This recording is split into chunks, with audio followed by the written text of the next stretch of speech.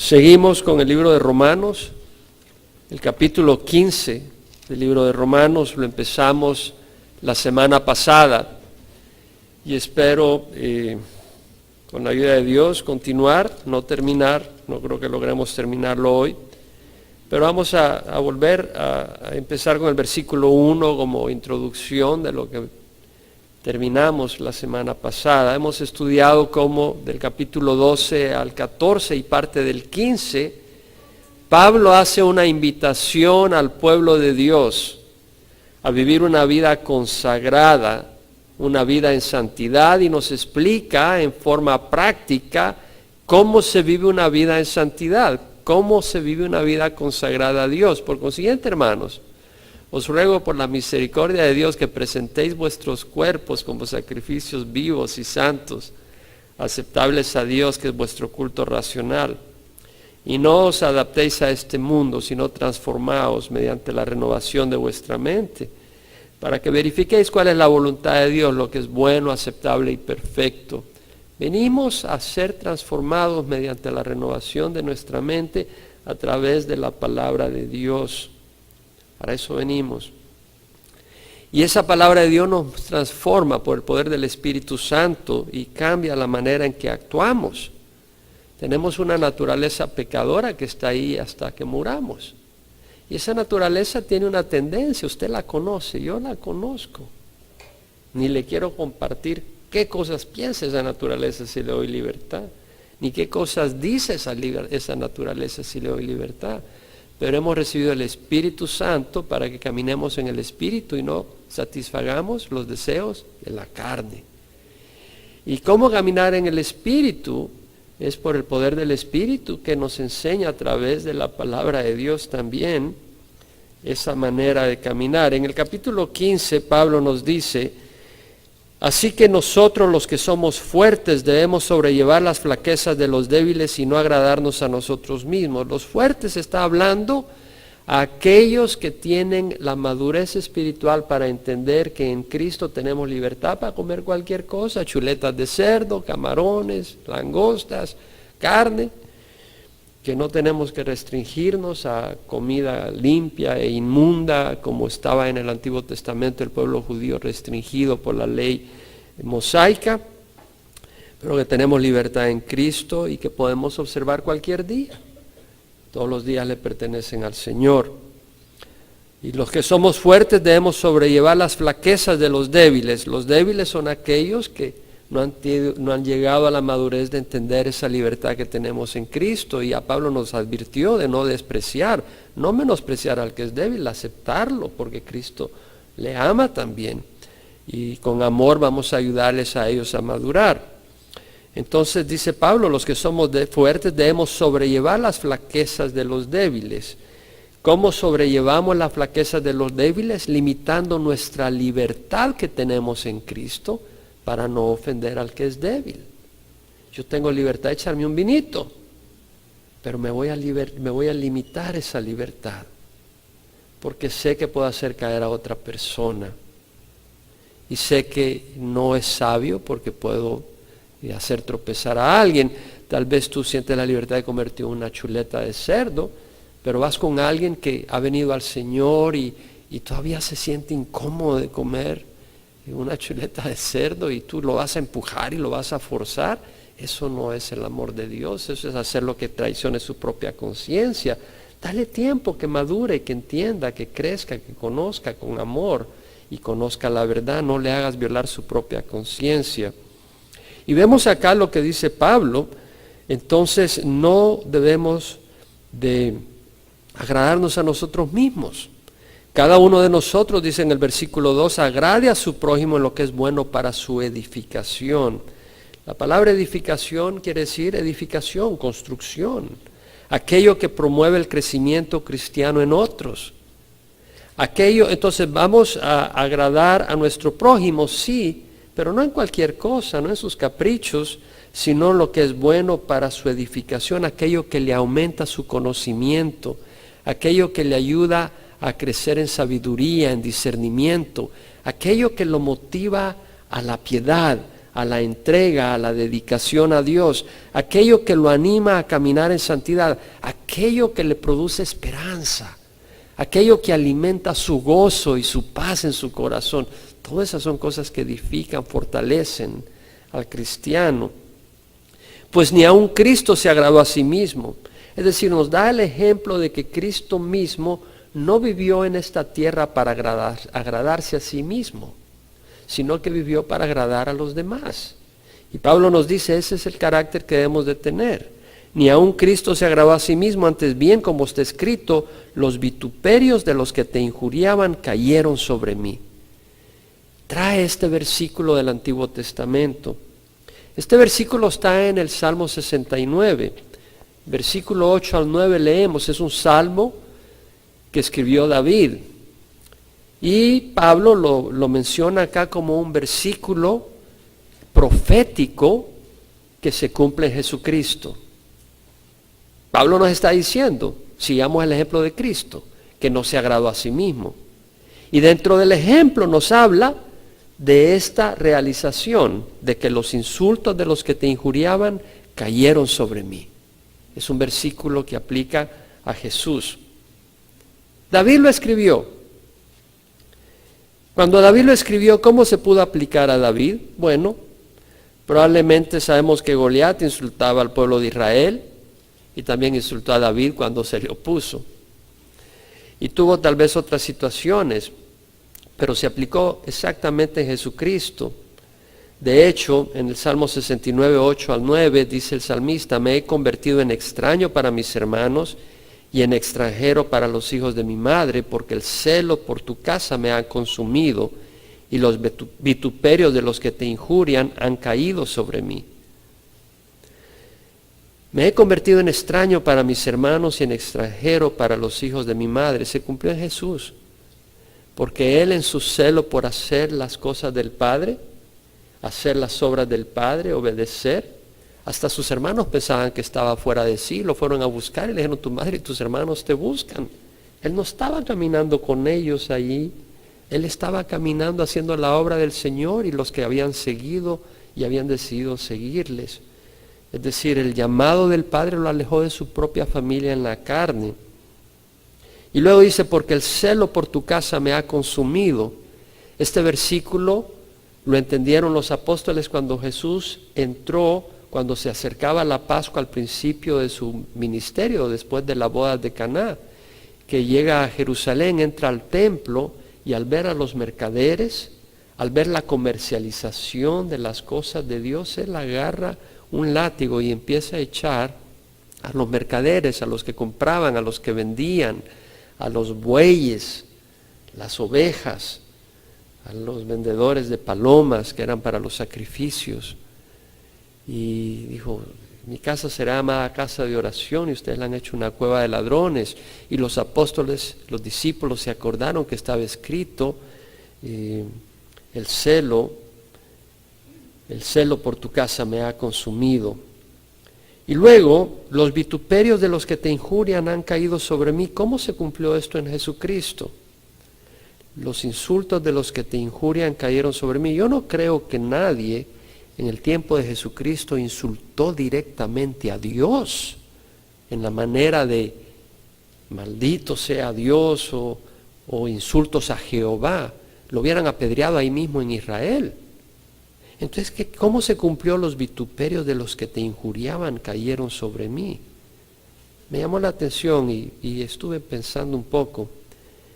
¿Quiénes realmente injuriaban a Dios?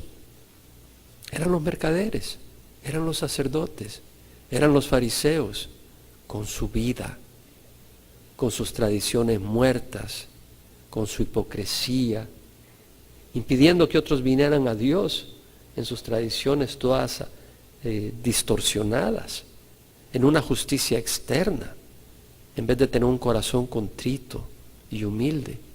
Su vida era un reproche, era un insulto, era una ofensa a Dios. Y los insultos de los que lo injuriaban cayeron sobre mí, porque insultaron directamente a Jesús. Y me llamó la atención porque al hacer este esfuerzo de buscar en la luz del Señor cuándo se cumplió esto, pude entender que nosotros en nuestras vidas ofendían a Dios. ¿Cierto? Ofendían a Dios. Y Él llevó nuestros insultos en la cruz. Él llevó nuestros pecados para que pudiéramos ser aceptables al Señor, la bendita y preciosa sangre de la cual cantábamos antes del servicio bíblico, del estudio de la palabra. Pero vemos acá que entonces nuestro Señor Jesucristo, Él no se sirvió a sí mismo, sino que recibió nuestros pecados, el castigo de nuestros pecados, para servirnos a nosotros. Y acá nos enseña Pablo que esa es la actitud que tenemos que tener. Y luego nos dice en el versículo 4, porque todo lo que fue escrito en tiempos pasados para nuestra enseñanza se escribió, a fin de que por medio de la paciencia y el consuelo de las Escrituras tengamos esperanza. Es decir, Pablo, después de hacer referencia al Salmo 69, hace una meditación y dice, hey, les he hecho una referencia al Antiguo Testamento, y hablando del Antiguo Testamento, todo lo que fue escrito ha sido escrito para nuestra enseñanza. ¿Qué quiere decir enseñanza? Bueno, la palabra enseñanza, didascalía, de donde viene didáctico, quiere decir instrucción, lo que se enseña, doctrina. La enseñanza es algo que es una manera de darnos entendimiento sobre cosas espirituales. Es una manera de entrenarnos a cómo vivir y cómo obrar en una manera agradable a Dios. Y Pablo dice todo lo que fue escrito en tiempos pasados. Todo lo que fue escrito en tiempos pasados era el Antiguo Testamento. Todo el Antiguo Testamento fue escrito para nuestra enseñanza. Entonces eso de decir, no, el Antiguo Testamento ya pasó, no. Esa es una tremenda fuente inerrante, sin error, de Dios, inspirada por el Espíritu Santo, con un gran poder para nuestra enseñanza. Todo, de Génesis a Malaquías en el Antiguo Testamento y el Nuevo Testamento, por supuesto, que es de Mateo a Apocalipsis. Toda escritura es inspirada por Dios, dijo Pablo, y es útil para enseñar, reprender, corregir e instruir en justicia, a fin de que el hombre de Dios sea perfecto, equipado para toda buena obra. Todo. En 2 de Pedro 1, 20 al 21, el apóstol dijo, ante todo sabed esto, que ninguna profecía de la Escritura es asunto de interpretación personal, pues ninguna profecía fue dada jamás por acto de voluntad humana, sino que hombres inspirados por el Espíritu Santo hablaron por parte de Dios. Ninguna profecía fue dada jamás por acto de voluntad humana. Quiere decir que toda profecía, toda escritura fue dada por inspiración del Espíritu Santo. Eso es lo que está diciendo. Ahora veamos lo que dice Pablo en este versículo. Todo lo que fue escrito en tiempos pasados para una enseñanza nuestra se escribió a fin de que por medio de la paciencia y el consuelo de la Escritura tengamos esperanza. Todo lo que fue escrito en el Antiguo Testamento y ahora en el Nuevo Testamento ha sido escrito para que tengamos esperanza, para que a través de la paciencia y el consuelo de la Escritura tengamos esperanza. ¿Qué quiere decir? ¿Estás desesperado? ¿Te sientes sin salida? ¿Te sientes deprimido? ¿Te sientes confundido? ¿No sabes para dónde agarrar? Agarra la Escritura. Esa es la fuente de nuestra esperanza. Todo lo que fue escrito en tiempos pasados para nuestra enseñanza se escribió a fin de que por medio de la paciencia y el consuelo de la Escritura tengamos esperanza. ¿Te sientes desesperado? No me sorprende si no tomas la palabra del Señor cada día y la buscas. Y cuando venimos el miércoles y el domingo a estudiar la palabra, tú estás ausente. De vez en cuando vienes, porque estás desesperado, estás deprimido, estás tan ocupado en tu depresión. No, ven, busca la palabra, que es la que te va a dar esperanza. Ahora es interesante que dice, a fin de que por medio de la paciencia y el consuelo de la Escritura. Me encanta la palabra paciencia porque yo no la traduzco paciencia. Es una palabra que la he estudiado bastante. Upomone, esa la hemos explicado antes. La palabra paciencia realmente quiere decir condición espiritual. Quiere decir aguante. ¿Sabe lo que es aguante? Este tipo tiene aguante. Quiere decir resistencia, endurance en inglés, tenacidad, capacidad de soportar condiciones adversas. Característica de la persona que no se desvía de su propósito ni fidelidad, aún en medio de grandes pruebas y sufrimientos. Quiere decir perseverancia ante condiciones difíciles, quiere decir constancia. No que hoy sí, mañana no. Hermanos, ponga atención. Todo lo que fue escrito en tiempos pasados para nuestra enseñanza se escribió a fin de que por medio de la paciencia y el consuelo de las Escrituras. Pedro nos advirtió: sed de espíritu sobrio, estad alerta, vuestro adversario el diablo anda como león rugiente buscando a quien devorar. Necesitas ser fuerte ante los ataques del enemigo. Te va a atacar de muchas maneras. De muchas maneras. Puede ser con enfermedad. ¿Te vas a desinflar porque te cayó una enfermedad? ¿Te vas a desinflar porque tus hermanos te despreciaron? ¿Te vas a desinflar porque en el trabajo te despidieron y vas a dejar de seguir al Señor? Efesios, leemos que Pablo dice: fortaleceos en el Señor y en el poder de su fuerza. Necesitamos fuerza para resistir. Necesitamos edificarnos. Necesitamos fortalecernos para tener tenacidad. Necesitamos desarrollar una resistencia espiritual para las situaciones que vienen contra nosotros. Y eso es upomone. No es opción, hermanos. No es opción. Vaya al libro de Hebreos, capítulo 10. Ahí aparece esa palabra de nuevo. En Hebreos capítulo 10, versículo 35, el autor dice: no desechéis vuestra confianza, la cual tiene gran recompensa, porque tenéis necesidad de upomone, de paciencia, condición espiritual, tenacidad, resistencia, fortaleza, perseverancia. Tenéis necesidad de paciencia para que cuando hayáis hecho la voluntad de Dios obtengáis la promesa. No es ahora, porque entre muy poco tiempo el que ha de venir vendrá y no tardará, mas mi justo vivirá por la fe. Vas a tener por la fe la fortaleza para seguir. Si tú estás en una neblina, pero tienes fe que hay una orilla por ahí, y tienes entendimiento hacia dónde debes de remar, tú remas y remas aunque no ves, porque sabes que no es en vano. Pero si no sabes hacia dónde está la orilla, si no sabes siquiera que hay una orilla cerca, estás en la nube, en la neblina, te desesperas, te deprimes, te paralizas.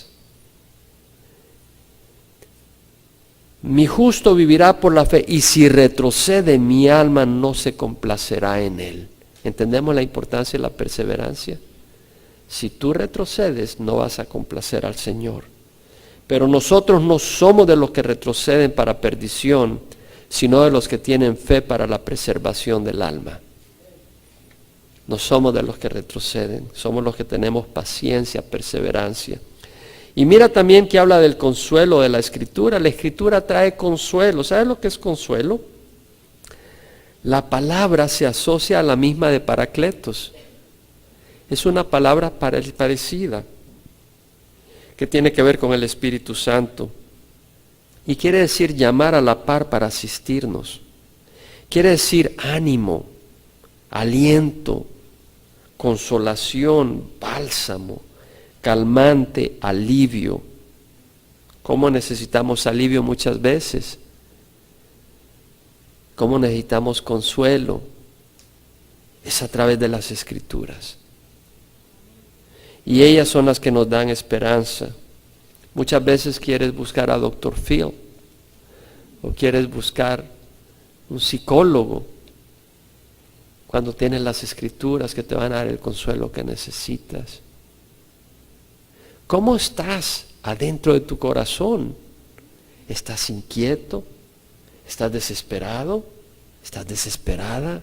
¿Estás abatida? Ve a las escrituras.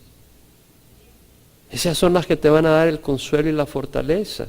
Y luego dice, y que el Dios de la paciencia y del consuelo, Dios es Dios de perseverancia y de consuelo. Él es la fuente de la perseverancia y del consuelo.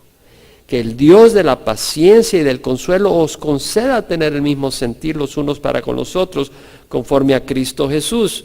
Mira lo que dice, que el Dios de la paciencia y del consuelo os conceda. Me fui al griego por ir a ver qué quiere decir en griego, y quiere decir conceder, dar.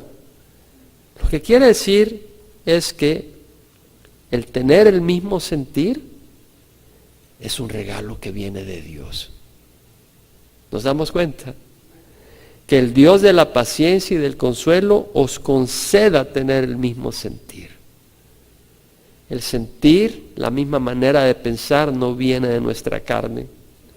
Nuestra naturaleza pecadora es conflictiva. ¿Quién dice amén?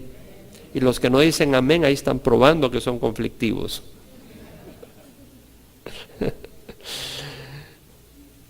Para tener el mismo sentir, necesitamos a Dios. La palabra el mismo sentir quiere decir la misma manera de pensar, el mismo entendimiento. Y mira lo que dice, que el Dios de la paciencia y del consuelo os conceda tener el mismo sentir. No dice de edad. No, pero es que hay un generation gap. Hay una separación de edades. ¿Sabes qué? Dios puede hacer que hijos y padres tengan el mismo sentir. Adolescentes y ancianos, hombres y mujeres, gente de distinto trasfondo económico, cultural, cubanos, mexicanos, colombianos, salvadoreños, chapines, guatemaltecos, perdón, no se ofendan, cualquier lugar. Vamos a tener el mismo sentir. Conforme a Cristo Jesús. Puedes tener el mismo sentir. Tú te vas al carnaval de Río, mucha gente tiene el mismo sentir, pero no es de acuerdo a Cristo Jesús, ¿verdad? Pablo está hablando de tener un mismo sentir en Cristo Jesús. Y ese es el sentir que queremos tener en Cristo Jesús, unidad, para que unánimes a una voz glorifiquéis al Dios y Padre nuestro Señor Jesucristo. La unidad es algo que el Señor tiene en su corazón. Y en Juan 17 leemos en el versículo 20 cómo Él ora para que seamos uno, que tengamos unidad en Cristo Jesús, en la verdad. No unidad en cualquier cosa. Yo no puedo tener unidad contigo si tú dices, cerremos los ojos al pecado. Pues yo no es la unidad que busco en el Espíritu. Mi carne podrá querer tener esa unidad, pero mi Espíritu no me lo va a permitir. En el versículo 20, el Señor dice, no ruego solo por estos, por sus discípulos, sino también por los que han de creer en mí por la palabra de ellos, para que todos sean uno. Como tú, oh Padre, estás en mí, yo en ti. Está hablando de intimidad. Que también ellos estén en nosotros para que el mundo crea que tú me enviaste. La gloria que me diste les he dado para que sean uno, así como nosotros somos uno. Yo creo que el Señor quiere que seamos una congregación unida. Una congregación unida no quiere decir una congregación uniforme, todos del mismo color, todos de la misma manera de pensar, todos con los mismos dones. No, pero es una comunidad que puede vivir en armonía, a pesar de las diferencias, a pesar de las perspectivas que pueden ser distintas. Eso es lo que el Señor quiere y eso solo lo va a hacer el Espíritu Santo. El versículo 7, Pablo dice, por tanto, aceptaos los unos a los otros, como también Cristo nos aceptó para gloria de Dios. Y va a empezar a hablar de cómo Cristo nos aceptó a los judíos y a los no judíos. Cristo vino por todo el mundo. Los judíos nacidos bajo la ley, los no judíos en desorden. Y Jesús vino por ambos y sirvió a ambos y acepta a ambos que vengan a Él en un espíritu apropiado. Y si nosotros tenemos el Espíritu Santo, dejemos de aceptarnos los unos a los otros. Y si no tenemos el Espíritu Santo, entonces no somos del Señor. Porque los que tenemos el Espíritu Santo es el testimonio que somos del Señor. Por tanto, aceptados los unos a los otros como también Cristo nos aceptó para gloria de Dios. Pues os digo que Cristo se hizo servidor de la circuncisión para demostrar la verdad de Dios, para confirmar las promesas dadas a los padres. Cristo se hizo servidor de la circuncisión. La circuncisión está refiriéndose al pacto que hizo Dios con Abraham y su descendencia. Entonces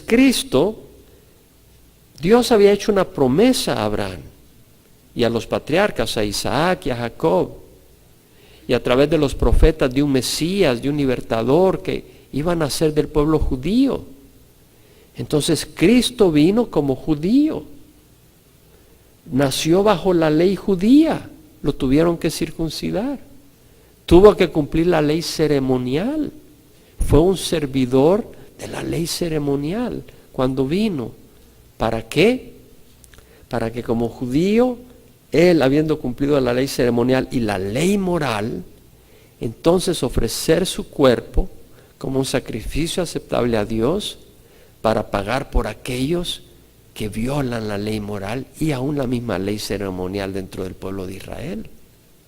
Y de esa manera ofrecer el pago que le permitiría al pueblo judío gozar las promesas venideras de Dios, como el reino universal en el milenio.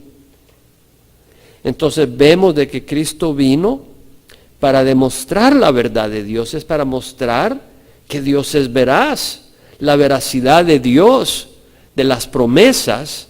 Él vino a mostrar no solo la verdad de Dios, sino a mostrarnos la verdad de Dios, no en forma de que aquí está la verdad, sino que Él es la verdad. Él dijo, yo soy el camino, la verdad y la vida. En Él podemos ver la verdad de Dios. Y también vino a demostrar la verdad de Dios en que Dios estaba cumpliendo su promesa de enviar un Mesías. Y para confirmar las promesas dadas a los padres. ¿Cómo la palabra confirmar quiere decir afirmar, establecer, asegurar? Jesús vino a asegurar esas promesas, porque sin el sacrificio de Jesús en la cruz, esas promesas no se pueden cumplir. Por tanto, dice, te confesaré entre los gentiles y a tu nombre cantaré, como está escrito, para confirmar las promesas dadas a los padres y para que los gentiles glorifiquen a Dios por su misericordia. Es decir, los judíos son salvos por misericordia y los gentiles son salvos por su misericordia. Entonces dice, para que los gentiles glorifiquen a Dios por su misericordia, como está escrito, por tanto te confesaré entre los gentiles y a tu nombre cantaré. Esto está en el Salmo 18:49, donde vemos que el Padre Celestial es proclamado a través de Jesús en las naciones. Por tanto te confesaré entre los gentiles y a tu nombre cantaré. Salmo 18:49. Y vuelve a decir, regocijaos gentiles con su pueblo. ¿Dónde aparece eso? En Deuteronomio 32:43. Si usted tiene una Biblia de referencia, muchas Biblias de referencia aparecen en su margen el versículo bíblico del Antiguo Testamento al que está haciendo referencia el Nuevo Testamento. Una Biblia de referencia es muy útil para el estudio de la palabra del Señor. Una concordancia también. Pero vemos pues que en Deuteronomio Moisés está profetizando de un día en que los gentiles, es decir, las naciones que no son Israel, se regocijarían con el pueblo de Dios. Y de nuevo, alabad al Señor todos los gentiles y alábenle todos los pueblos. Salmo 117:1. Vemos que todas estas cosas estaban escritas y el Señor cumple su palabra. Y a su vez Isaías dice, retoñará la raíz de Isaí, el que se levanta a regir a los gentiles pondrán en él su esperanza. ¿Dónde está eso? Aparece en 3 versículos. 11:1 dice, brotará un retoño del tronco de Isaí y un vástago de sus raíces dará fruto. Es decir, brotará la raíz de Isaí. Y el versículo 10, acontecerá en aquel día que las naciones acudirán a la raíz de Isaí, es decir, él es el gobernador de ellas. El remanente de su pueblo, que estará puesta como señal para los pueblos, como un estandarte. Él es la esperanza y será gloriosa su morada. Y en Isaías 51:5 leemos que dice el profeta, cerca está mi justicia, ha salido mi salvación y mis brazos juzgarán a los pueblos, por mí esperarán las costas, las naciones, y en mi brazo ponen su esperanza, el brazo de Jehová Jesucristo. Entonces vemos la profecía de que Dios tiene un plan para los gentiles desde el Antiguo Testamento y glorificarían a Dios.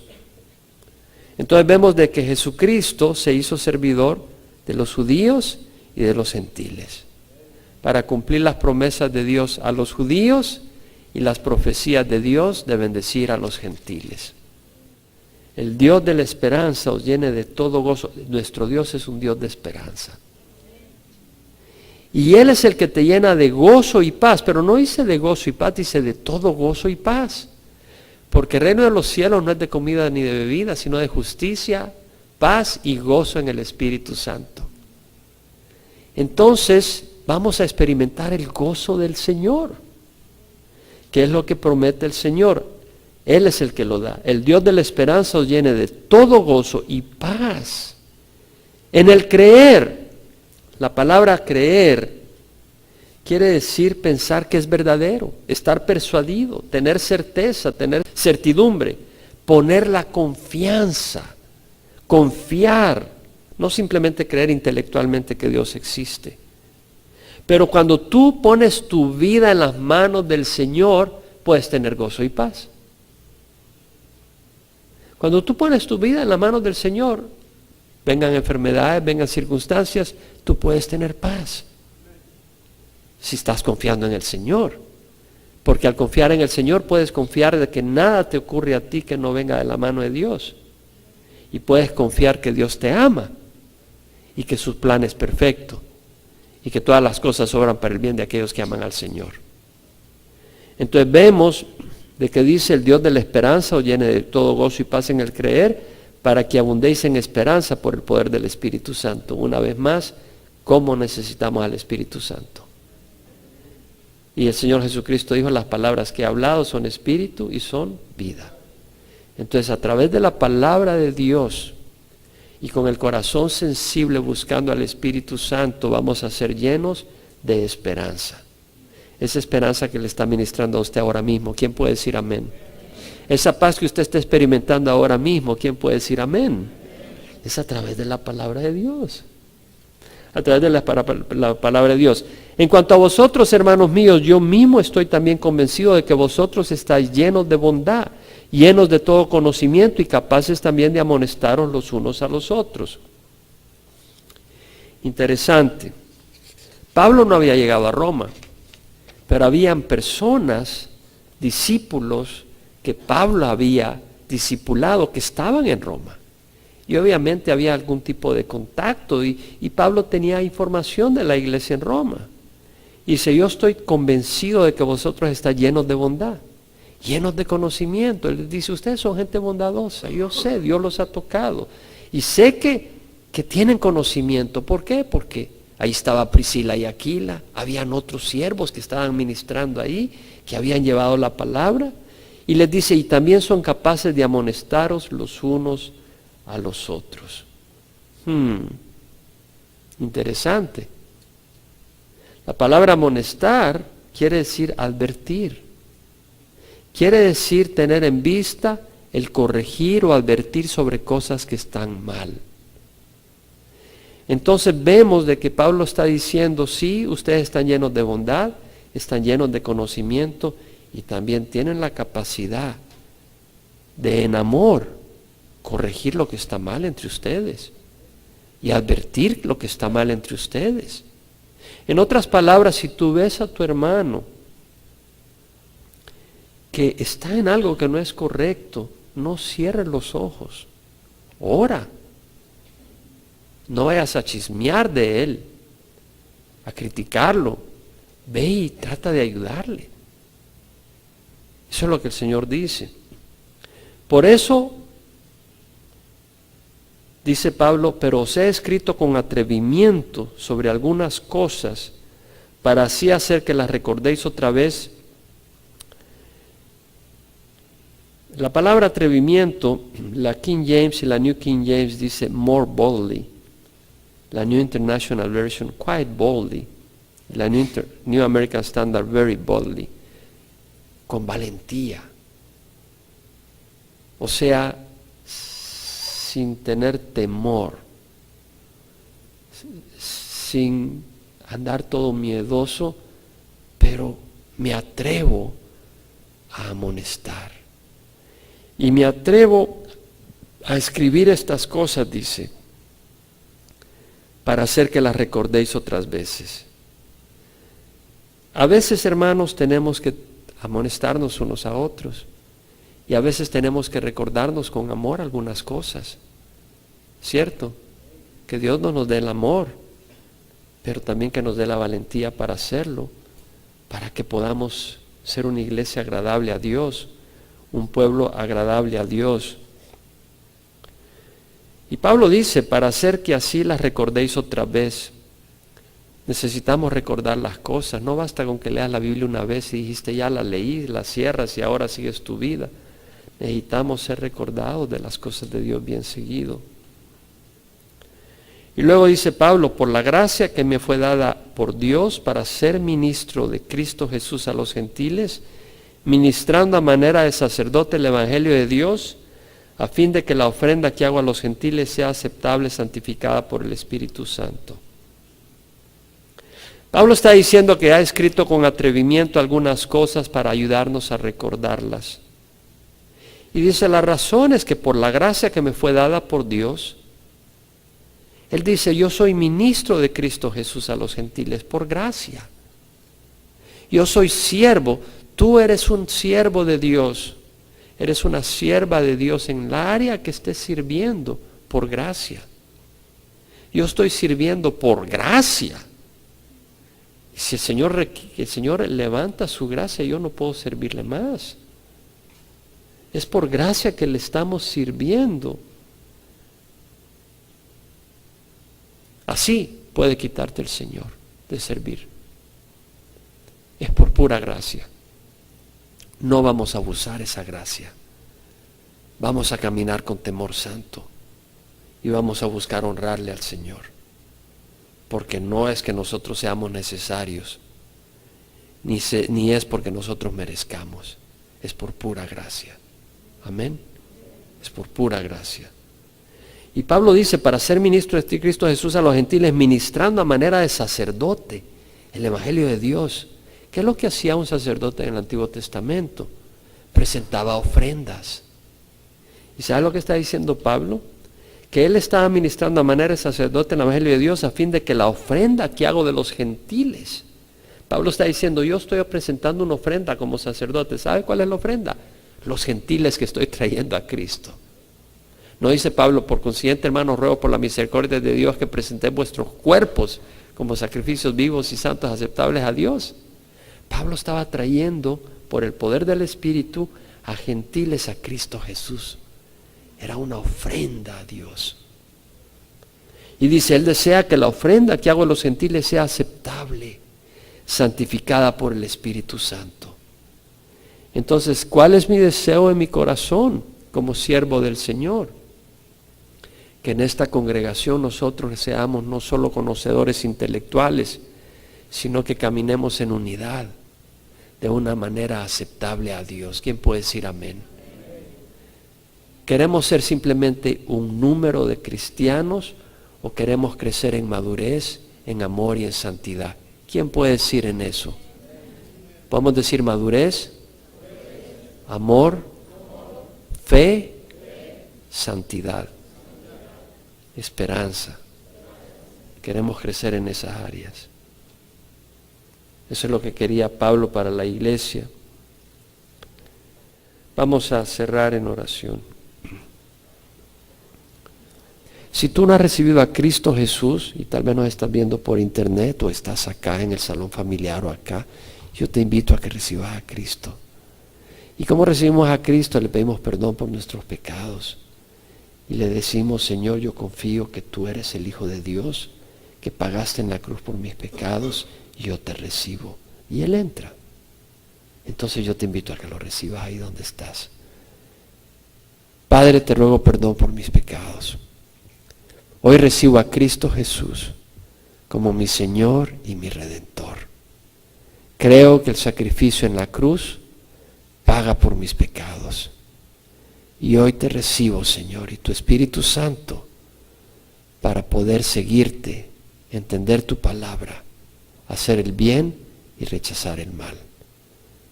Gracias, Señor, por salvarme. Guíame a una congregación donde pueda estudiar tu palabra y crecer con otros hermanos en tu camino. En nombre de Jesús. Amén. Y los que hemos recibido al Señor, voy a orar. Padre, te doy gracias por todos los que estamos acá o por internet, que te conocemos. Gracias por tu palabra, que nos alimenta, nos edifica. Gracias por tu Espíritu. Gracias por tu palabra que nos da paz. Gracias, Señor, que eres Dios de paciencia y de consolación y Dios de esperanza.